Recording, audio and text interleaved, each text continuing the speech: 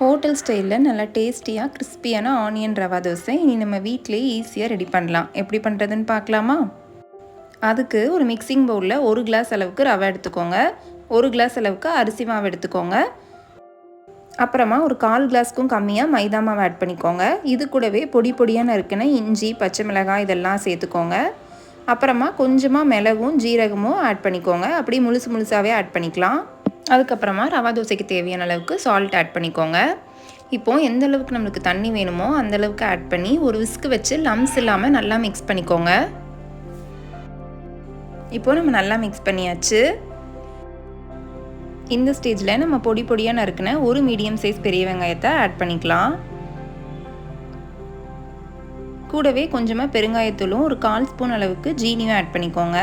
இது கூட பொடி பொடியாக நறுக்கின மல்லி இலையும் கருவேப்பிலையும் சேர்த்துக்கோங்க. இப்போ இது எல்லாத்தையுமே நல்லா மிக்ஸ் பண்ணிக்கலாம். இது கொஞ்சம் நல்லா வாட்டரியாக தான் இருக்கணும். அப்போ தான் நம்மளுக்கு தோசை நல்லா கிறிஸ்பியாக கிடைக்கும்.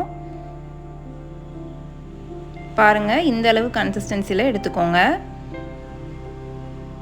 இப்போ தோசைகள் நல்லா ஹீட் ஆனதுக்கப்புறமா எல்லா சைடும் நல்லா படுற மாதிரி இப்படி ஊற்றி எடுத்துக்கோங்க.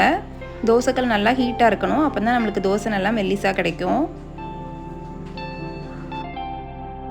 இப்போ தோசைக்கு தேவையான அளவுக்கு ஆயில் ஆட் பண்ணிக்கோங்க.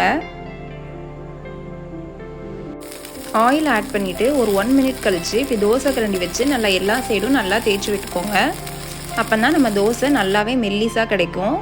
இப்போ கொஞ்சம் கோல்டன் ப்ரௌனிஷாக நல்லா வெந்து வந்ததுக்கப்புறமா நம்ம தோசையை திருப்பி போட்டுடலாம்.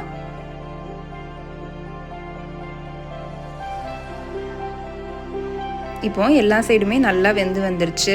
இந்த ஸ்டேஜில் நம்ம தோசையை எடுத்துடலாம். அவ்வளோதாங்க, ஹோட்டல் ஸ்டைலில் நம்ம ஆனியன் ரவா தோசை ரெடி. இதை கண்டிப்பாக வீட்டில் ட்ரை பண்ணி பாருங்கள்.